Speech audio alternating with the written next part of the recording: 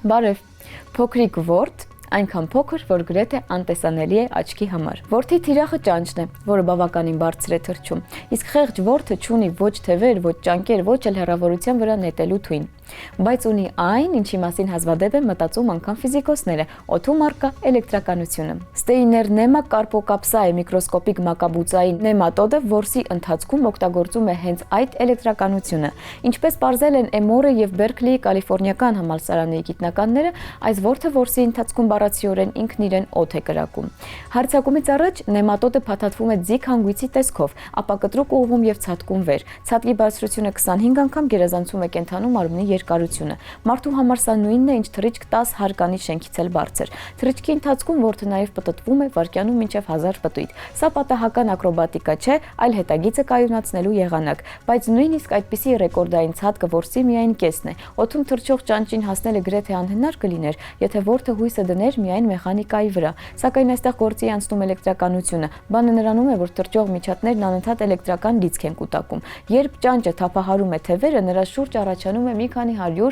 վոլտ պոտենցիալների տարբերություն։ Մարդը դա չի զգում, սակայն միկրոսկոպիկ էակների համար սա իրական ուժ է։ Որդն արձագանքում է հենց այդ լիցքին։ Ճանճին մոտենալիս նա ստանում է հակառակ էլեկտրական լիցքը, ինչի արդյունքում որդի եւ ճանճի միջև առաջանում է ձգողականություն, էլեկտրոստատիկ ինդուկցիայի էֆեկտ։ Նույն սկզբունքով մազերը ձգվում են դեպի էլեկտրականացված հագուստը։ Հիպոթեզը ստուգելու համար հետազոտողները գիտափորձերի շարք են անցկացրել։ Այդ նպատակով նրանք դրոզոֆիլ ճանճերին միացրել են լարման աղբյուրին, իսկ որդերի ցատկերը նկարահանել են 10,000 կադր վայրկյանում արագությամբ աշխատող տեսախցիկով։ Արդյունքն ակնհայտ էր։ Առանց էլեկտրական դաշտի միայն 19 ցատկից մեկն է ավարտվել հաջողությամբ, մոտ 800 վոլտ լարման դեպքում, սակայն 10 փորձից 8-ն ավարտվել է հաջողությամբ։ Էլեկտրականությունը բառացիորեն ձգել է որդին դեպի իր թիրախը։ Զոհին հասնելուց հետո նեմատոդը թափանցում է միջատի մեջ եւ արտազատում սիմբիոտիկ բակտերիաներ։ Դրանք արագ քայքայում են տիրոջ հյուսվածքները։ 2 օր անց ճանճը մահանում է, իսկ նրա ներսում զարգանում է որդերի նոր սերունդը պատրաստ հաջորդ հարձակման համար։ Այս օրինակը ցույց է տալիս, թե որքան բարդ կարող է լինել որսի ռազմավարությունն անգամ ամենապարզ օրգանիզմների մոտ։ Մենք սովոր ենք էլեկտրականության մասին մտածել տեխնոլոգիաների տեսանկյունից՝ լարեր, մարտկոցներ, սարքեր, սակայն բազմաթիվ էակների համար սա միջավայրի բնական մասն է, նույնպիսի գործիք ինչպես տեսողությունը կամ լսողությունը։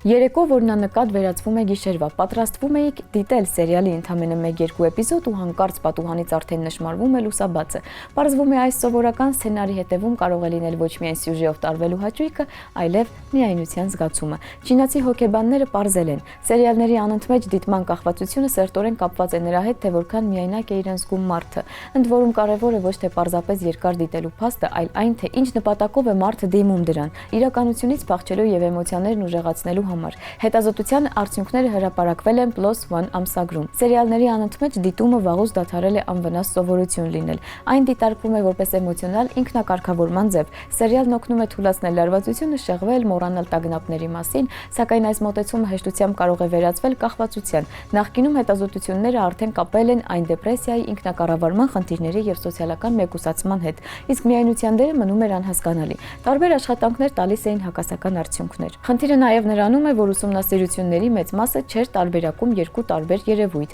Մի բան է հանգստյան օրերին երբեմն սերիալների մարաթոն կազմակերպելը, լրիվ այլ բան է իրավիճակը, երբ դիտումը սկսում է ղեկավարել մարդու կյանքը, դուրս մղելով աշխատանքը, քունը եւ շփումը։ Այս տարբերությունը հասկանալու համար Հուանշանի համալսարանի մասնագետները հարցում են անցկացրել չինական սթրիմինգային հարթակների չափահաս օգտատերերի շրջանում։ Հետազոտության մեջ ընդգրկվել են միայն նրանք, ովքեր կանոնավոր կերպով անընդմեջ սերիալներ են դիտում, առնվազն 3.5 ժամ շարունակ մեկ նստելու ընթացքում ավելի քան 4 էպիզոդ։ Ընդհանուր առմամբ վերլուծության մեջ ընդգրկվել է 551 հարցաթերթիկ։ Մասնակիցներին բաժանել են 2 խմբի՝ նրանց, ովքեր չեն ունեցել կախվածության նշաններ, ու նրանց, ում մոտ այն արդեն ձևավորվել է։ Տարբերությունը որոշվել է պարզ առօրեական հարցերի միջոցով, որքան հաճախ են սերիալների մասին մտքերը խանգարում այլ գործերին։ Առաջանում է արդյոք զայրույթ, եթե հնարավոր չէ դիտել, ազդում է արդյոք աշխատանքի ուսման հարաբերությունների վրա։ Միաժամանակ մասնակիցները գնահատել են իրենց միայնության զգացումն ու պատճառները, թե ինչու Ինչու են սերիալներ դիտում։ Գլխավոր դրդապատճառների թվում առանձնացել են երկուսը։ Առաջինը էսկապիզմն է,